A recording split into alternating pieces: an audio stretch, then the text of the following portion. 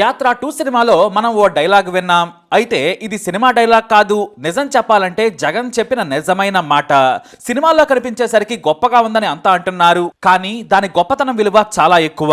ఆ డైలాగ్ ఏంటంటే, జగన్ రెడ్డి కడపొడు సార్, శత్రువు మీద ప్రతీకారం తీర్చుకోవాలి అని నిర్ణయించుకున్నాక వారు నాశనమైపోతారని తెలిసినా కూడా శత్రువుకి తల వంచరు సార్. ఇది సినిమాలో ఉన్న పవర్ఫుల్ డైలాగ్. కానీ ఈ డైలాగ్ ను తన తల్లితో మొదటిసారి వైఎస్ జగన్ చెప్పారు. ఆ తర్వాత ఇంటర్వ్యూలో కూడా చెప్పారు. నాడు వైఎస్ హెలికాప్టర్ ప్రమాదంలో చనిపోయిన తర్వాత సంతాప సభ జరిగింది.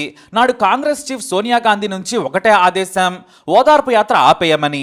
అలా ఆపేస్తే కేంద్ర మంత్రి పదవి లేదా రాష్ట్రంలో పదవి ఇస్తామన్నారు. కానీ అంతకంటే ముందే నాన్న కోసం చనిపోయిన ప్రతి ఒక్కరూ నా కుటుంబ సభ్యుడే, మిమ్మల్ని మీ కుటుంబాలని కూడా పరామర్శించేందుకు వస్తాను, ఇది నా మాట అని చెప్పారు వైఎస్ జగన్. కానీ కాంగ్రెస్ హైకమాండ్ మాత్రం నో చెప్పింది.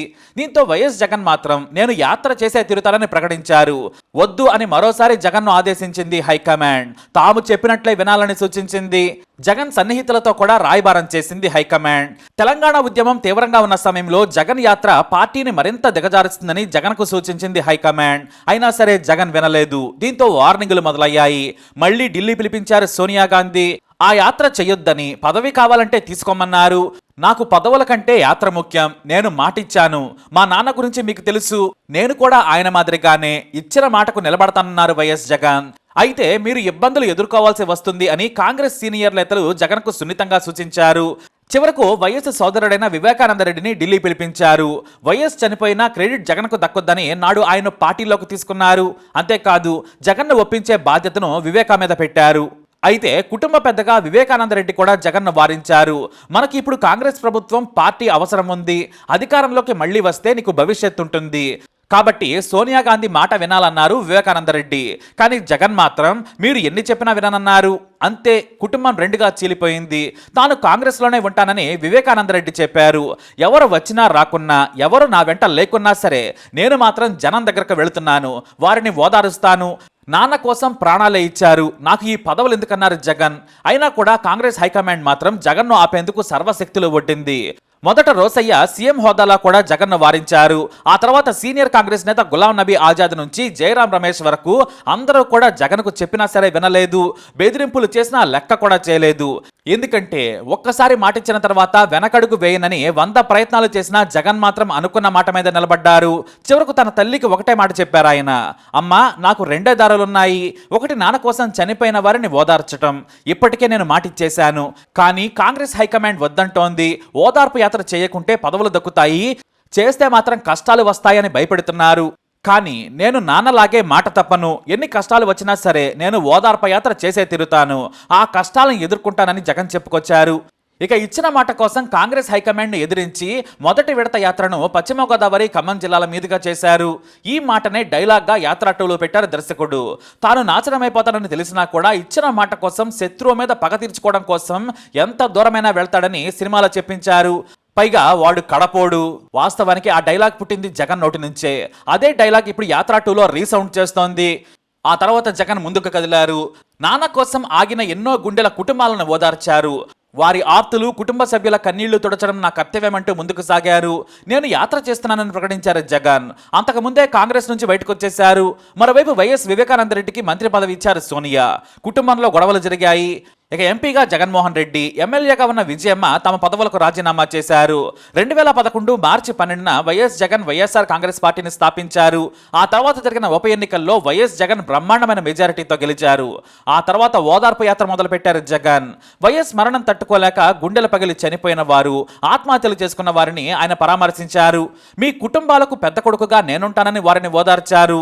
నాన్న కోసం ఆగిన ప్రతి హృదయాన్ని ఆయన స్పృశించారు. ఆ పేదల ఇంట్లోనే కన్నీళ్లు తుడిచి తాను వారిలో ఒకటిగా వారు ప్రేమతో పెట్టే అన్నం తిన్నారు జగన్. నాడు జగన్ ఒక్కడే అనుకున్న యాత్రతో ఉమ్మడి రాష్ట్రం మొత్తం కదిలింది. యాత్ర సాగుతుంటే నాడు కాంగ్రెస్ హైకమాండ్ కేసులు పెట్టింది, కోర్టుల చుట్టూ తిప్పింది, చివరకు చెంచల్ కూడా జైలుకు కూడా పంపింది. దీంతో జగన్ తనపై పెట్టిన అక్రమ కేసులను ఎదుర్కొన్నారు. ఇక అప్పటికే కాంగ్రెస్ మీద వ్యతిరేకత పుట్టుకొచ్చింది. కాంగ్రెస్ ప్రభుత్వం వ్యవహరిస్తున్న తీరుకు వ్యతిరేకంగా ప్రజా పోరాటాలను కొనసాగించారు. విద్యార్థి దీక్ష, జల దీక్ష, రైతు దీక్ష, చేనేత దీక్ష ఇలా ప్రతి సమస్యపై పోరాటం చేశారు.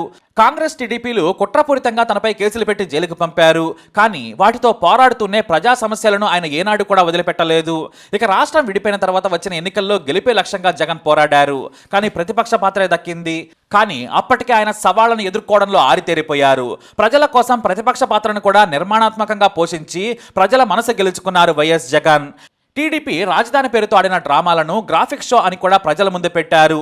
అంతకంటే ముందు టీడీపీ అవినీతిని, అసమర్థ పాలనను ప్రజల్లోకి తీసుకెళ్లడంలో విజయవంతమయ్యారు. విడిపోయిన రాష్ట్రం ఆర్థికంగా నిలదొక్కునేందుకు బలమైన పునాదులు వేయాలని టీడీపీ నాశనం చేసింది అని జగన్ ఫైర్ అయ్యారు. ఆ తర్వాత అసెంబ్లీలో కూడా గళమెత్తారు. కానీ జగన్ గొంతును నొక్కేసింది టీడీపీ సర్కారు. అసెంబ్లీలో మాట్లాడకుండా చేయడంతో మళ్ళీ ప్రజల్లోకి వెళ్లారు జగన్. తనకు కష్టాలు కొత్త కాదు, అధికారంలో ఉన్న వారి వేధింపులు అంతకంటే కొత్త కాదు.